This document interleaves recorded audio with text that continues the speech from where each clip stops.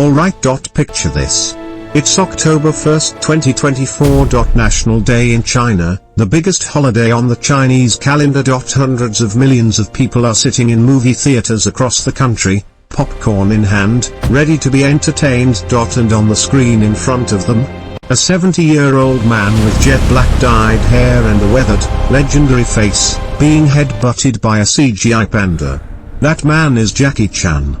And somehow, inexplicably, that movie made over $42 million. Welcome back, everyone. If you're new here, I am so glad the algorithm brought you to this particular corner of the internet, because today we are going on a ride. A wild, ridiculous, strangely heartwarming, occasionally painful ride. We are talking about Panda Plan, the 2024 Chinese action comedy that asked one of the most important questions of our cinematic generation. What if Jackie Chan adopted a panda? Now look. Before you click away, before you say, okay, yeah, I've already seen the trailer, it looks dumb, why are we doing this? I want you to stay with me, because this movie is fascinating in a way that goes so much deeper than a cute CGI bear and some badly dubbed fight sequences. This film is a time capsule. It is a document of where one of Hollywood's and Hong Kong's greatest action stars finds himself at the age of 70. It's a mirror held up to the Chinese entertainment industry, the global family film market, and the very strange phenomenon of a living legend choosing, or perhaps being asked, to share the screen with a computer-generated animal. And here's the thing that nobody is really talking about, buried somewhere inside this messy, cartoonish, deeply imperfect movie, there is a genuinely moving moment. A moment where Jackie Chan looks into the camera and says something so raw and honest about aging, about the passage of time, and about why he still does this, that I challenge you, I dare you, not to feel something. So stick around. Because we are going to go scene by scene through the entire story of Panda Plan. We're going to talk about the action, the comedy, the heartbreak, the terrible CGI, the surprisingly good stunt work, the politics nobody wants to name directly, and yes, we are going to talk about the moment Jackie Chan milked a rhino. Yes, that happened. And we're going to discuss it with the gravity it deserves. Let's get into it. Section 2, Movie Overview, Release Info, Director, Cast, Cultural Context. The basics first. Panda Plan, known in Mandarin as Zhong Maojia, is a 2024 Chinese action comedy film. It was released in mainland China on October 1, 2024, as a National Day release, which is a seriously big deal in the Chinese film market. Think of it like a major 4th of July blockbuster in the States. Studios put their biggest films out during National Day. Golden Week is when theaters fill up, and competition is fierce. The film runs approximately 98 minutes. It was directed by Zhang Luan, a Beijing-born filmmaker whose previous credits include the Chinese comedy drama Give Me 5 from 2022 and Song of Youth from 2019. Zhang Luan is a serviceable, middle-of-the-road director, technically proficient, commercially minded, but nobody who's going to surprise you with bold visual choices or subversive storytelling. He knows what he's been hired to do here, and he does it, more or less. The film was produced by a consortium of Chinese studios including MA Film Group and Mandarin Motion Pictures, and was distributed internationally in the United States by Welgo USA Entertainment, the same company that's brought a huge number of Chinese martial arts and action films to American audiences over the years. It hit digital and Blu-ray in the US on February 18, 2025. The cast headlining the whole thing, and this is probably the first and last time you'll see a credit like this, is Hu Hu, a CGI panda, listed in the credits as playing himself. That's already a statement. Then we have Jackie Chan, playing himself. No character name. No fictional alter ego. Just Jackie Chan, world-famous action star, playing a slightly exaggerated, slightly self-deprecating version of Jackie Chan, world-famous action star. We'll get into how well that works in a little while. Wei Shan plays David, Jackie's manager and comic relief partner. Wei is a well-known Chinese comedian and actor, and he brings some genuine energy to the role even when the script gives him absolutely nothing to work with. Shi Ce, a mainland Chinese dancer turned actress born in 1993, plays Su Xiaozhu, the panda's dedicated handler and the emotional heart of the film. She's cute, she's enthusiastic, and she spends most of the movie either screaming or running away from mercenaries. It's not entirely her fault. Han Yambo plays Cha Kun, the lead mercenary villain. And Temamama Sashvili, an actual member of Jackie Chan's stunt team, plays James, the head muscle. The international villain cast is rounded out by Aleksandra Smirnova as Vivian, and a handful of others who mostly exist to get kicked and thrown around by a 70-year-old man. Andy Friend plays Peter, the park director. There's also a talking robot delivery machine named Tony who has an emoji face and flirts with humans. I'm not joking about any of this. Genre and cultural context. Panda Plan sits right at the intersection of several very specific traditions. First and most obviously, it's a Jackie Chan movie, which means it carries the DNA of the action comedy genre that Chan spent decades mastering in Hong Kong before going global. Think Police Story, Armor of God, Super Cop, films where breathtaking physical stunt work was woven seamlessly into genuinely funny comedic sequences. But this movie is also very clearly operating within a distinctly Chinese cultural framework. The panda itself is one of the most potent national symbols in Chinese culture, protected, revered, used as a form of soft diplomatic power through something literally called panda diplomacy, where China lends its giant pandas to foreign zoos as gestures of international goodwill. By having Jackie Chan, the most famous face of Chinese cinema globally, symbolically adopt a panda in this movie, the filmmakers are tapping into something that resonates very specifically with Chinese audiences in a way that Western viewers might not fully clock. There's also a strong undercurrent of panda conservation messaging throughout the film, which, in the context of where this film was released and who funded it, carries certain political implications that several Western critics have noted, some more delicately than others. Audience expectations at release. When this movie dropped in China, expectations were genuinely mixed. On one hand, Jackie Chan is a living national treasure. His movies reliably perform at the Chinese box office, and the novelty of seeing him interact with a panda, even a CGI one, had a certain crowd-pleasing appeal, especially for families with young children. On the other hand, Chinese audiences aren't naive. There were plenty of people who showed up fully expecting this to be lightweight fluff, and they were not wrong. Internationally, the anticipation level was modest, to put it charitably. Jackie Chan fans in the West have been watching his output with a mixture of loyalty and concern for a while now. His recent films, Ride On from 2023, A Legend from 2024, have shown a Jackie who is clearly aging but still committed, and audiences have been grappling with that reality. Panda Plan didn't exactly promise a return to form. So the stage is set. Let's get into the story. Section 3, Full Story Breakdown, Scene by Scene, every major and minor plot point. Opening sequence, a star is tired.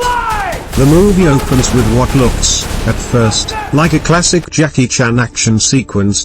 We're in some kind of underground facility. Men with guns. Explosions. Bodies flying. Jackie Chan, looking absolutely devastating in tactical gear, cutting through enemies like it's still 1992. That's it, enjoy the Then, scratches. cut. The director calls action, the cameras keep rolling, and we realize, this entire sequence is a scene being filmed within the movie. It's a movie within the movie. Jackie Chan is on a film set, shooting his latest production. He takes out a small army of bad guys with practice tees, then collapses against a wall, chest heaving, drenched in sweat, and clearly exhausted in a way that isn't entirely performance.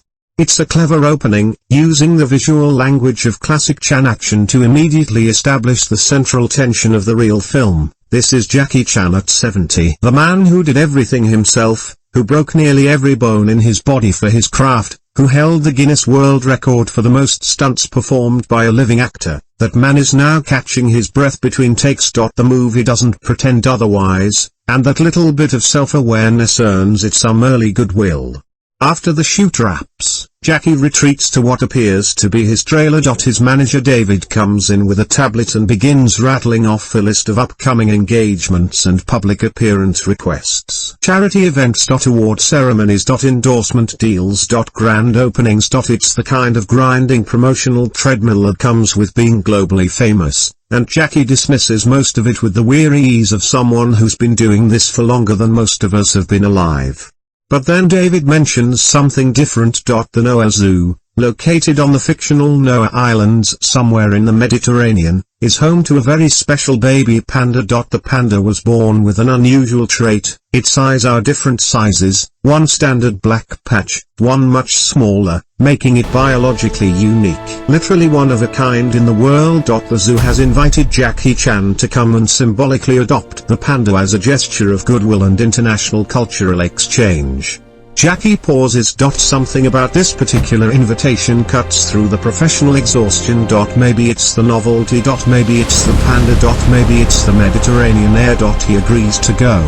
Arriving at Noah Park, Jackie and David arrive at the Noah Islands with appropriate fanfare. The Noah Zoo, also called Noah Park, is a sprawling, beautifully designed wildlife resort. Think a hybrid between a luxury eco-resort and a theme park. It's modern. It's manicured. And yes, it does look, as one critic noted, somewhat dead inside in the way that over-designed spaces sometimes do. But let's give the production design team some credit, it looks expensive.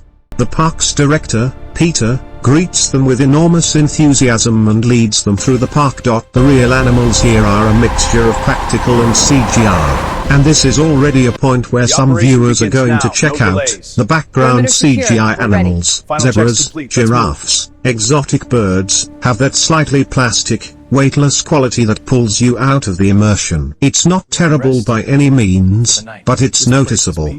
There's a funny sequence here where Jackie wanders the park alone, just trying to have a quiet moment, eating ice cream at a stall. The stall is, in a moment of magnificent product placement, a Dairy Queen. Yes, a Dairy Queen. In the middle of a zoo on a fictional Mediterranean island. The DQ logo is given approximately the same amount of screen time as the villain. I have so many questions. It's at this ice cream stall that Jackie first meets Su Xiaozhu, the panda's dedicated caretaker. She doesn't immediately recognize him. She's been so focused on the panda that she's had literally no time for movies or celebrity culture, and this delights Jackie enormously. There's a sweet, easy chemistry between these two characters from the jump. Jackie is clearly a man who is so thoroughly famous that being around someone who just treats him like a regular person is genuinely refreshing.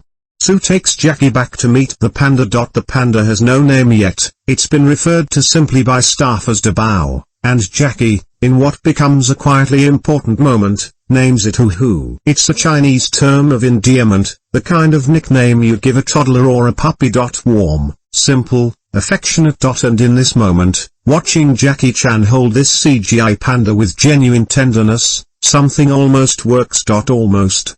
The CGI on Hu Hu is, let's be diplomatic, inconsistent. In close-up shots, when the creature is relatively still, it has a certain fluffy charm. But the moment it starts moving dynamically, bouncing, running, getting into trouble, it crosses into uncanny valley territory that even generous viewers will struggle to overlook. There's a physical weightlessness to the animal that never quite convinces. And in a movie that's supposed to hinge emotionally on the audience falling in love with this panda, that's a real problem. But credit where it's due, Jackie Chan himself sells the connection. He holds Hu Hu with a gentle firmness that feels authentic. He talks to it the way you'd talk to a baby. And in his eyes, there is something that transcends performance, a genuine delight in the creature that's hard to fake. The storm coming, the villains enter. Meanwhile, somewhere off the coast of the Noah Islands, a large cargo ship cuts through dark water. On board, a small private army of mercenaries. Their leader is Cha Kun, a cold, calculating Chinese mercenary played by Han Yambo. He's coordinating with a mysterious Middle Eastern sheikh, never seen on screen, always on speakerphone, who is willing to pay $100 million for the panda. $100 million for a panda. Now look, the movie doesn't really dwell on the logic of this. It doesn't ask why a Middle Eastern sheikh specifically wants this particular panda, or what he plans to do with it, or how exactly one cares for a stolen baby panda after you've paid 9 figures for it. The movie knows this premise is ridiculous, and it's asking you to just accept it and move on, which is the correct creative choice for a film that has already cast a CGI panda as a main character. Shah Khan dispatches his best operative, James, played by actual Jackie Chan stunt team member Temamama Sashvili, along with a team of mercenaries including Vivian, a statuesque blonde operative played by Aleksandra Smirnova. James is built like a small building and moves with the quiet confidence of someone who has never, not once in his life, lost a fight. There's a great moment in these early villain scenes where James does his research on Jackie Chan. He watches clips of Jackie's movies on his tablet. He goes through the fight sequences, the stunt reels, the greatest hits. And then he looks up from the screen with the particular expression of someone who has decided that what they just saw is simply not going to be a problem. I know all his moves, James says. I've watched all of his movies. Famous last words, my friend. Famous last words. The attack begins. The mercenaries infiltrate Noah Park at night, moving through the shadows with military precision. And here's where the movie shifts gears pretty dramatically. What had been a light, bubbly adventure movie suddenly has armed men moving through darkness, cutting through security personnel, and converging on the panda enclosure. Su Xiaozhu is the first to realize something is wrong. She finds unconscious guards, disabled cameras, and then, Hu Hu is gone. She sounds the alarm and immediately runs to find Jackie. Jackie, for his part, has been having a deeply pleasant evening. He's been wandering the park, eating ice cream, chatting with the various talking robots and automated systems that populate Noah Park. Yes, there is a talking robot named Tony with an emoji face that apparently runs some kind of delivery service and also flirts with humans. Tony is a minor character, but he leaves a major impression, and not necessarily a good one. Jackie is relaxed, unbothered, in vacation mode. Then Su finds him, terrified and breathless, and tells him that mercenaries have taken Hu Hu. And here, right here, is one of the film's most interesting moments, because Jackie's reaction is not the reaction of an action hero. He doesn't square his jaw and crack his knuckles. He doesn't immediately go into soldier mode. He hesitates. He looks genuinely uncomfortable. He would, if we're being honest about it, very much prefer to call the police and wait safely in a secure room. But Su looks at him with those enormous, desperate eyes, and David is there looking panicked, and somewhere in this park there is a baby panda named Hu Hu who needs help, and Jackie Chan sighs, deeply, from somewhere in his core, and says, essentially, fine, let's go. The first confrontation, can he really fight like in the movies? The first major action sequence comes when Jackie, Su, and David are moving through one of the park's maintenance corridors, trying to track the mercenaries' movements, when they run directly into James. James, who has watched all of Jackie's movies. James, who knows all his moves. The confrontation begins with one of the movie's most self-aware exchanges. James looks at Jackie Chan, the real Jackie Chan, standing in front of him, and asks, with genuine curiosity, can you really fight like in the movies? It's a wonderful meta question.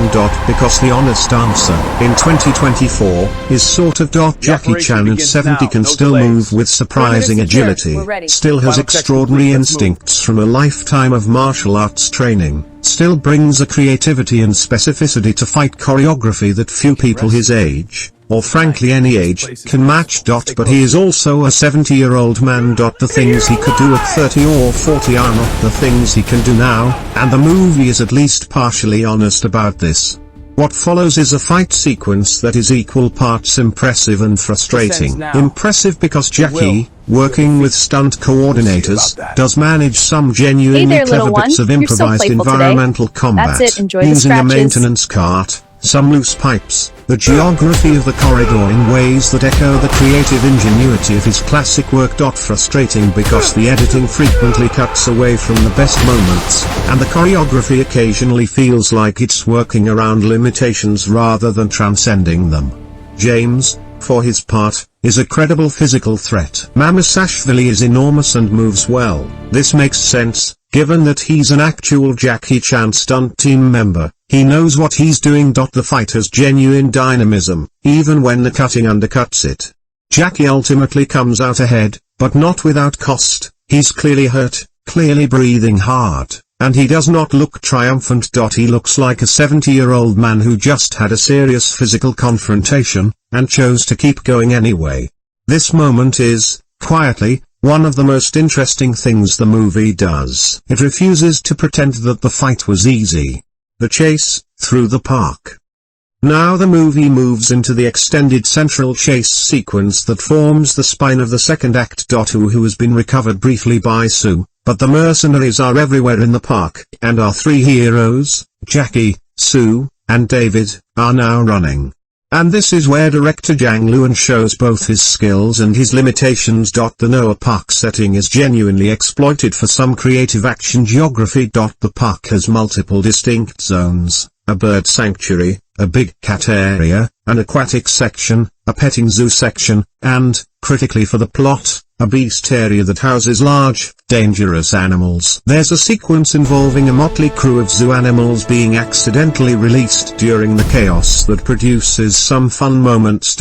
Animals running through corridors. Mercenaries being surprised by a very large and very irritated warthog. David, who has been established as the most cowardly member of the trio, screaming at full volume essentially non-stop. Then comes the rhinoceros scene. I need you to understand the context. Our heroes need to get past a charging rhinoceros that has been spooked by the ongoing chaos. It's blocking their path. It is very large. It is very angry. And somehow, through a sequence of events that I am still not entirely sure I understand, Jackie Chan ends up needing to calm the rhino down, and the method chosen involves milking it. I will say no more. You need to experience it yourself. All I will tell you is that the expression on Jackie Chan's face during this scene is a documentary in itself. The forklift escape. One of the film's genuinely fun set pieces is the forklift chase. The mercenaries have a vehicle advantage. They've commandeered some of the park's larger transport equipment, and Jackie, Su, and David are being run down through the park's loading dock area. Jackie spots a forklift.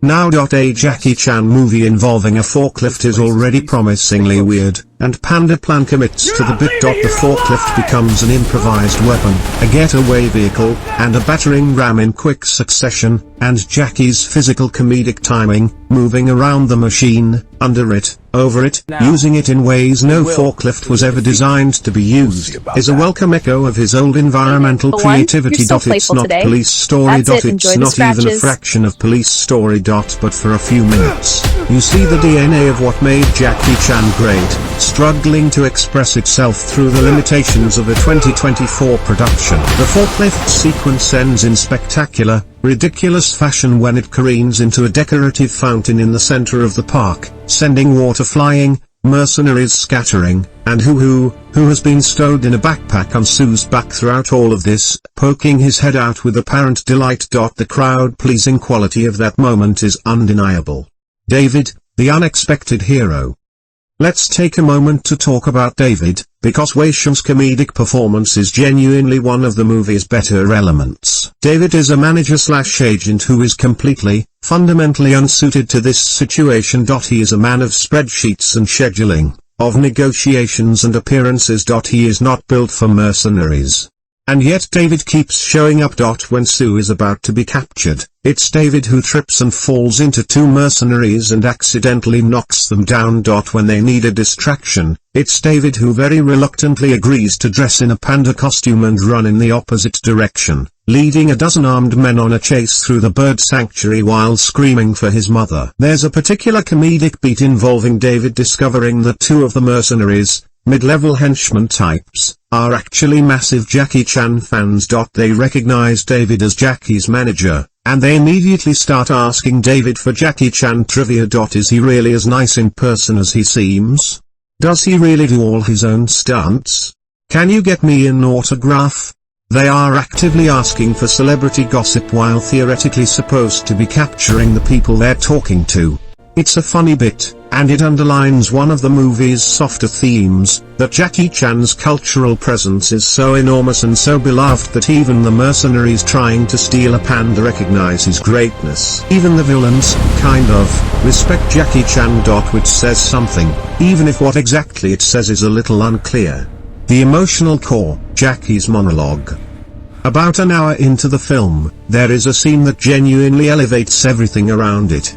Jackie and Su are taking a moment to breathe, hiding in a quiet corner of the park, Hu Hu dozing between them. Su looks at Jackie and asks him, honestly and without guile, why he's still doing this. Why he's still making action movies at 70. Doesn't his body hurt? Doesn't he get tired? Wouldn't it be easier to just stop?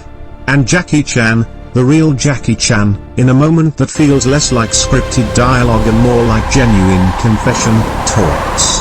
He talks about how fast it's all gone. How he started in this industry when he was a teenager, and he blinked, and suddenly he's 70, and he genuinely doesn't understand where the time went. He talks about the physical cost, the bones he's broken, the surgeries he's had, the accumulation of damage that a lifetime of stunt work leaves on a human body. He doesn't sugarcoat it. And then he says something that might be the most honest thing in the movie. He says that even now, even at 70, when a director calls action ! He still gets a rush.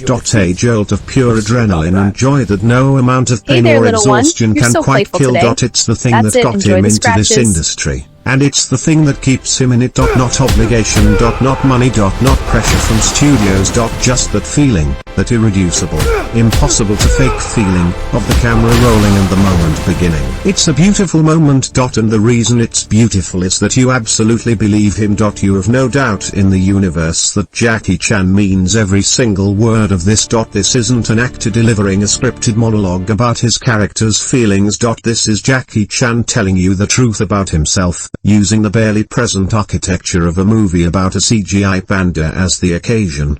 Su, listening, has tears in her eyes. And honestly, if you're a Jackie Chan fan, you probably do too.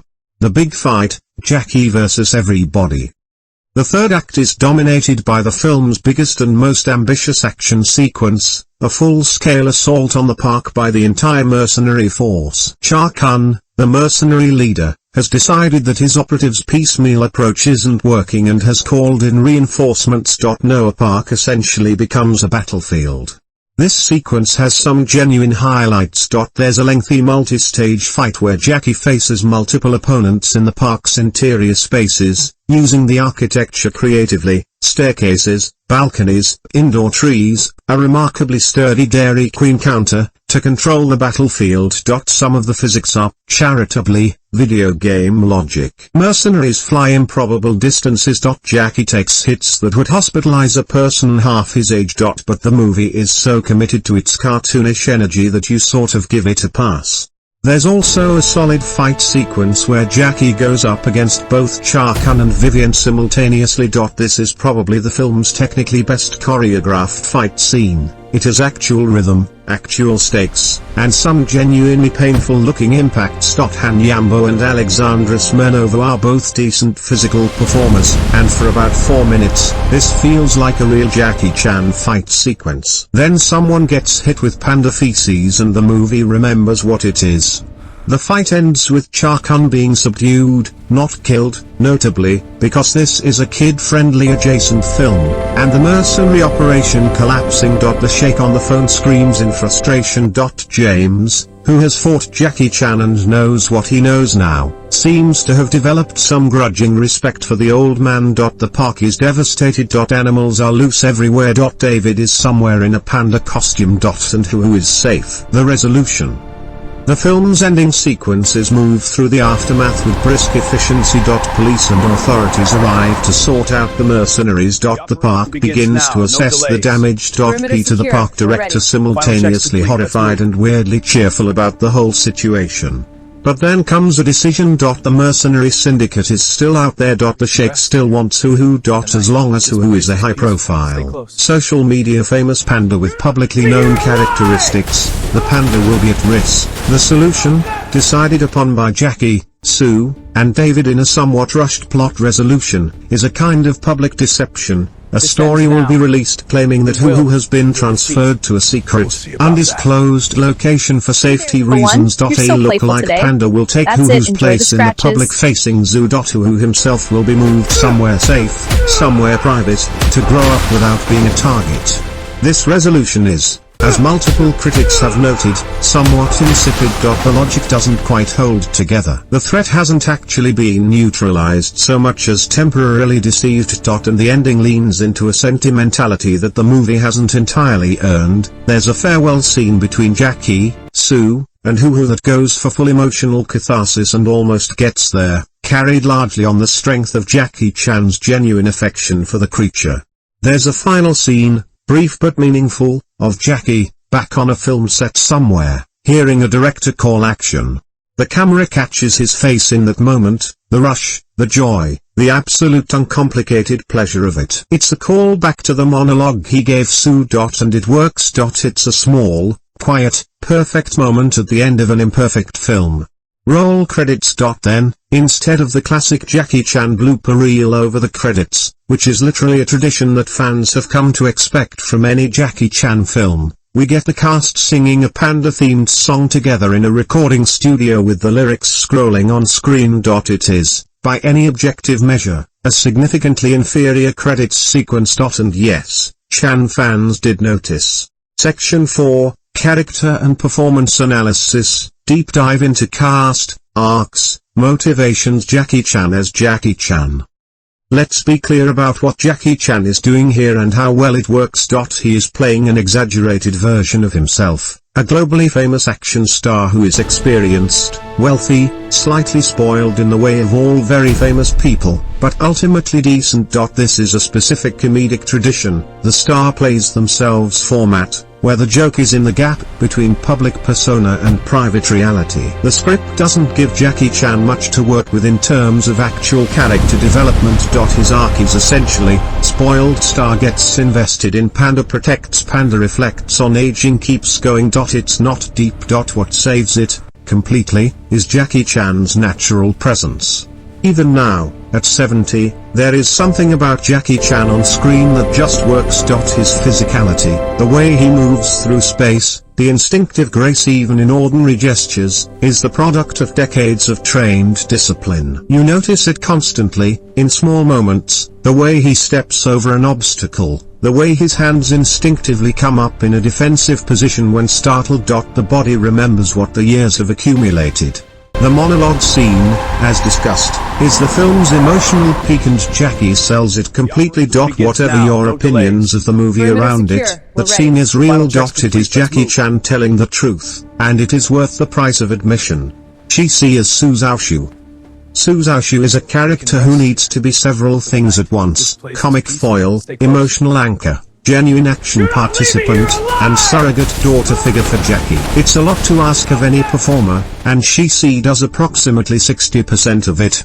She's genuinely likable, her enthusiasm is contagious, and her chemistry with both Jackie Chan and the CGI panda is warm. But the character is underwritten in ways that consistently frustrate. Her backstory, hinted at but never fully explored, apparently involves a deep personal connection to pandas that goes beyond professional dedication. We get glimpses of it, but the screenplay keeps pulling away before it develops into anything substantive. And yes, she does spend a disproportionate amount of the movie screaming. That's a script problem more than a performance problem. When she's given actual character moments to play, Shi Ce handles them with quiet competence. Wei Shang as David. Wei Shang is the MVP of the supporting cast, full stop.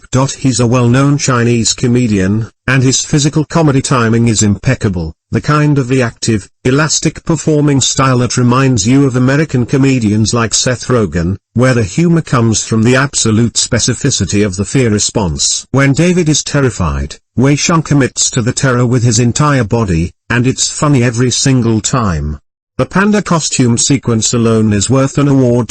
Watching David run through the bird sanctuary in a full panda suit, being chased by mercenaries while also being attacked by confused birds who think he is somehow a panda threat, while screaming to nobody in particular about his life choices, This is elite physical comedy work. The fact that the script gives him almost nothing to do emotionally is a waste of a genuinely talented performer. Han Yambo and the Mercenaries. The villains are the film's biggest weakness, and it's not entirely the fault of the actors. The dialogue they've been given, particularly in the English dubbed version, is catastrophically bad. We are elite mercenaries is a real line, delivered with a straight face, that real people paid to write and other real people agreed to keep in the movie.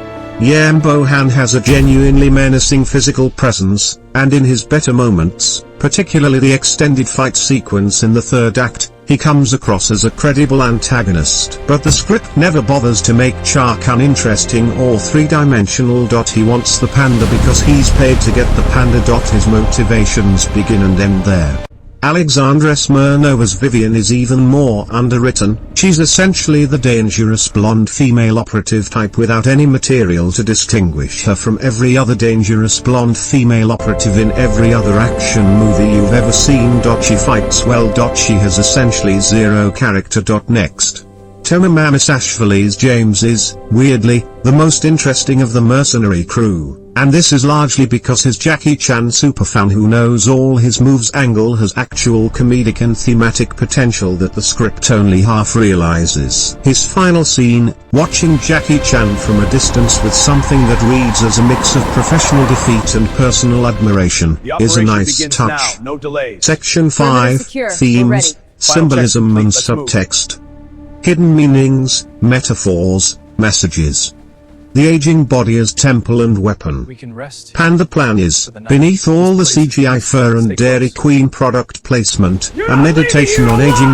Not a deep or particularly sophisticated one, but a genuine one. Jackie Chan has been making this particular movie in different forms for about a decade now, each successive film engaging more explicitly with the question of what it means to be a physical performer whose instrument, his body, is visibly, undeniably in decline. The panda, Hu Hu, functions on a symbolic level as a projection of vitality and vulnerability. Hu is rare, precious, targeted precisely because of its uniqueness, and so is Jackie Chan, who at 70 is one of the last practitioners of a kind of action filmmaking that may never exist again. The mercenaries who want to capture and possess the panda are not entirely unlike the entertainment industry machinery that wants to capture and possess Jackie Chan's image, his legacy, his brand, long past the point where the man himself can sustain what the brand promises. The action motif. The word action, specifically, the moment of a director calling it, becomes the film's most resonant recurring image. It appears at the beginning, Jackie on a film set, in the middle, Jackie's monologue about why he still acts, and at the very end, Jackie back on a set, face transformed by the word. It's the simplest possible structural choice, but it gives the film a thematic coherence that its plot never manages. The word action is Jackie Chan's North Star. His why. His perpetual beginning. Panda diplomacy and soft power. It would be naive to watch Panda Plan and not notice its function as a piece of cultural soft power.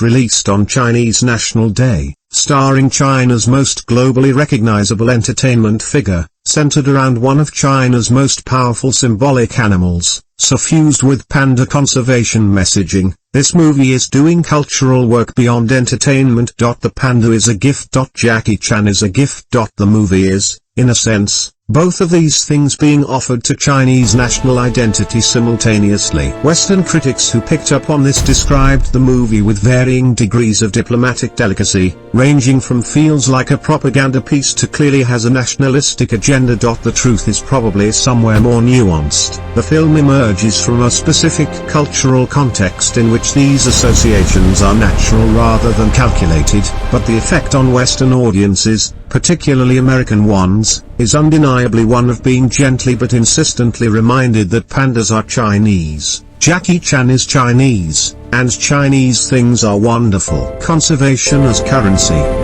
The film's subplot about panda conservation is handled about as subtly as a sledgehammer, but it's sincere. The message, that pandas are endangered, precious, and irreplaceable, and that protecting them is a global moral responsibility, is delivered several times, by several characters, with complete earnestness. Whether this sincere messaging lands for you or reads as lecture depends largely on your tolerance for movies that believe strongly in their own goodness.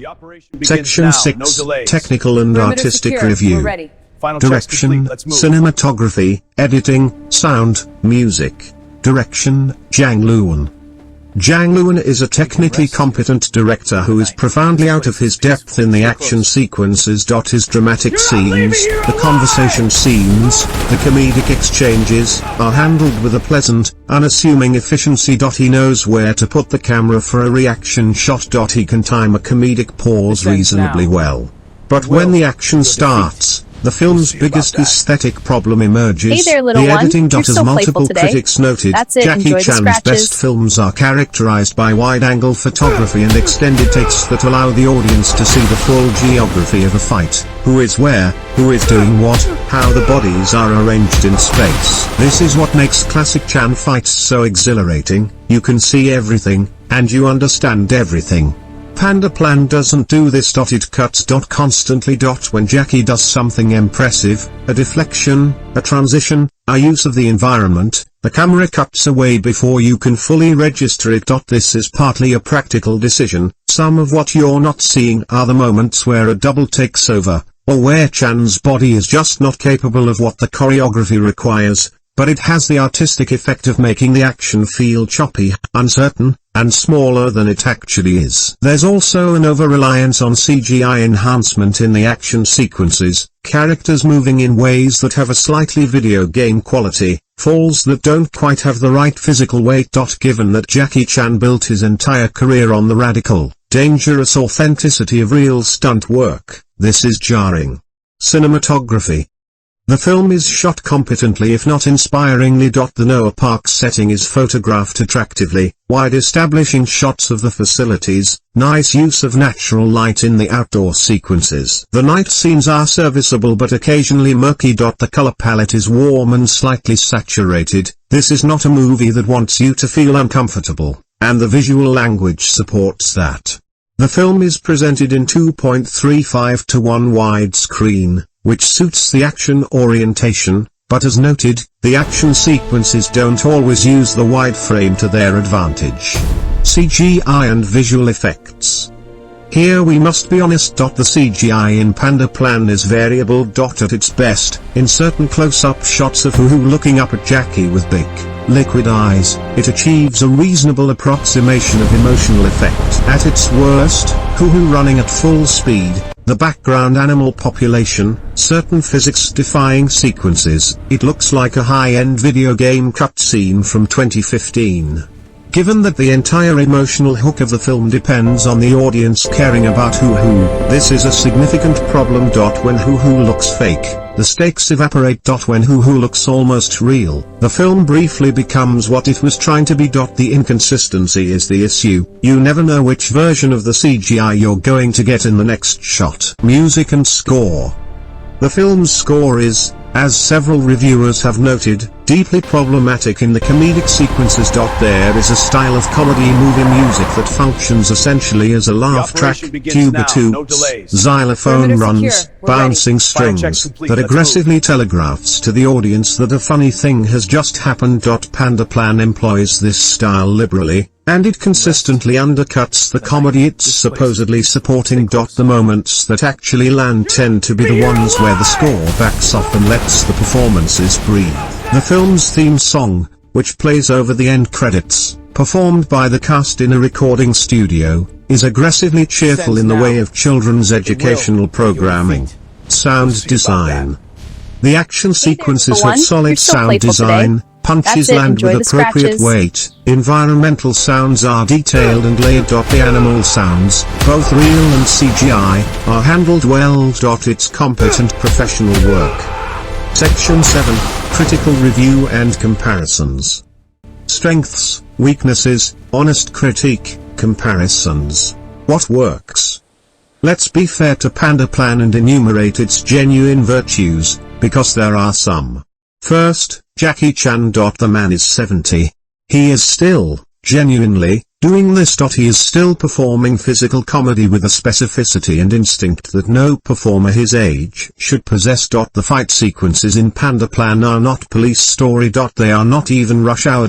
But they have moments, flashes of inspiration in the choreography, gestures of environmental creativity, impacts that land with real force, that remind you exactly why Jackie Chan became Jackie Chan. The forklift sequence, despite its narrative absurdity, shows the man working with his environment in the way he's done his entire career. You see the craft.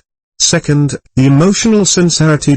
When the film decides to be genuinely earnest, particularly in Jackie's monologue and in the farewell sequence with Hu Hu, it achieves something that many slicker, better produced movies fail to achieve. It makes you feel something.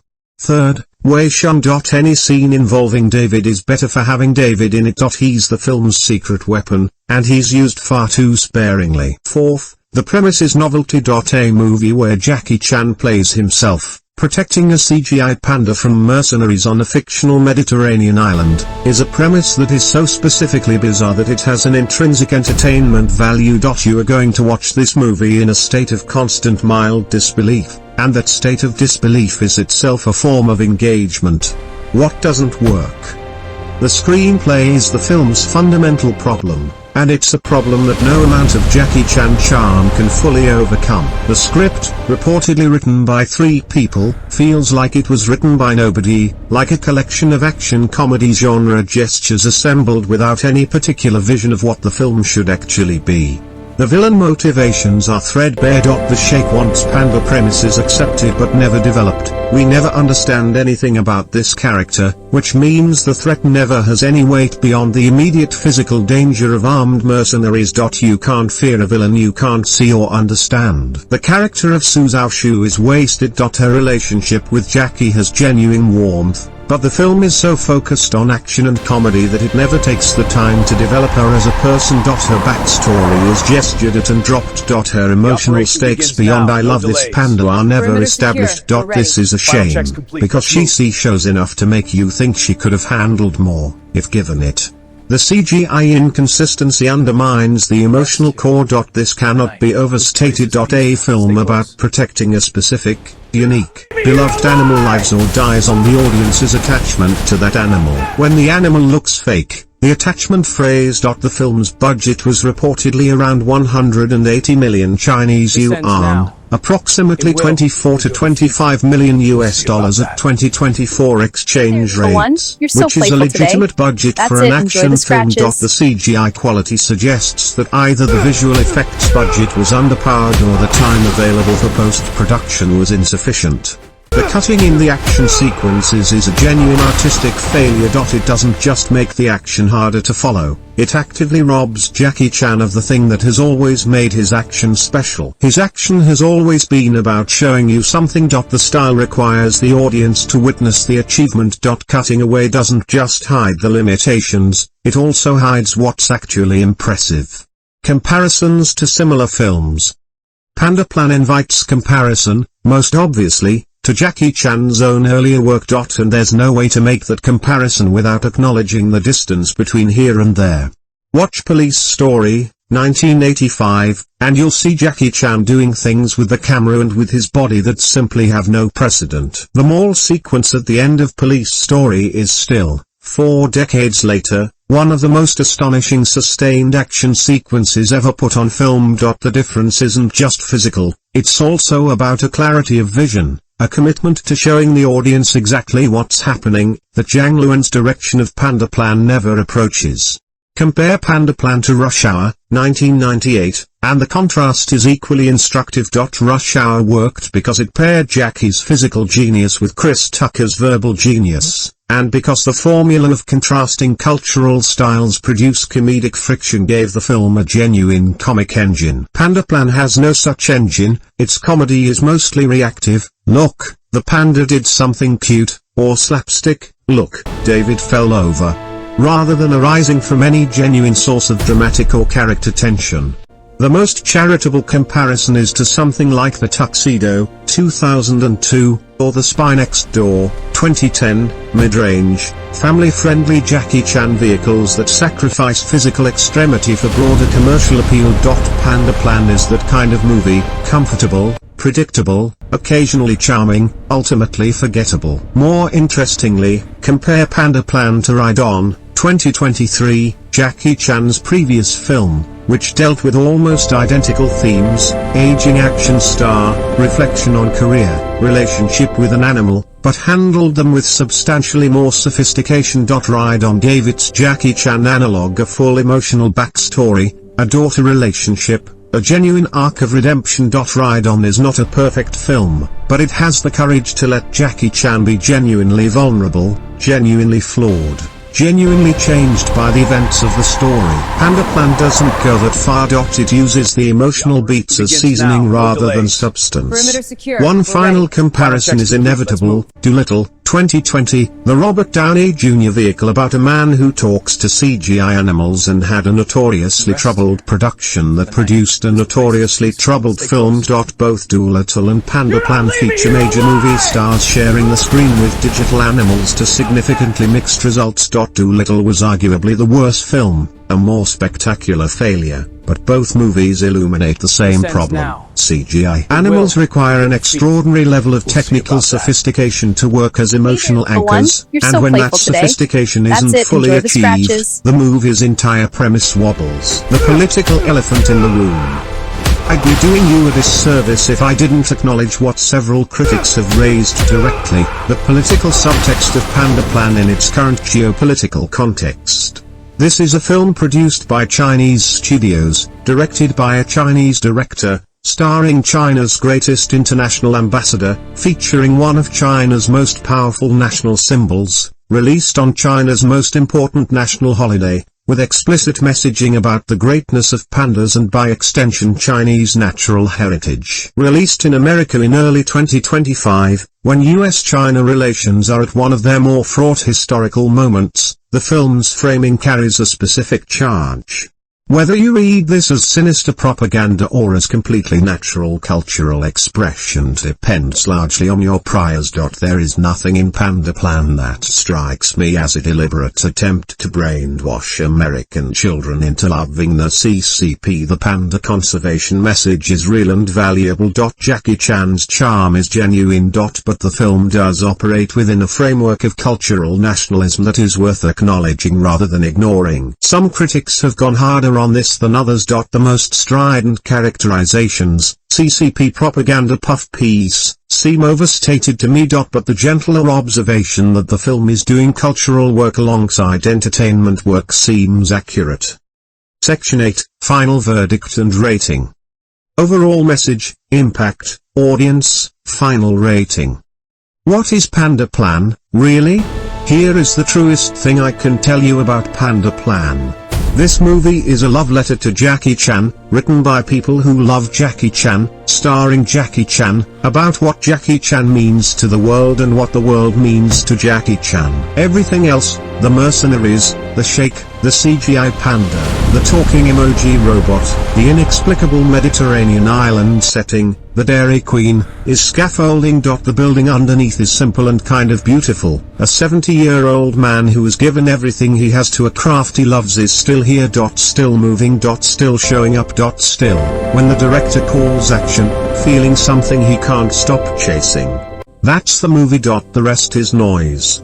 The noise is significant, the screenplay is weak, the CGI is inconsistent, the editing undercuts the action, the villains are cardboard, the comedy is hit or miss. These are real problems. Panda Plan is not a good movie in the sense that most people mean when they say good movie. It does not have a disciplined script, a distinctive directorial voice, or a consistent tonal register. It is messy and cartoonish and frequently embarrassing. But it has that monologue. And it has Jackie Chan on a film set at the end of the movie, hearing action, and his face doing that thing. And it has a baby panda, however digitally rendered, being held by a man who has spent 50 years falling off buildings and through windows and into ceilings for our entertainment, and who still wants to be here, and who is still, irreducibly, Jackie Chan. Who this movie is for?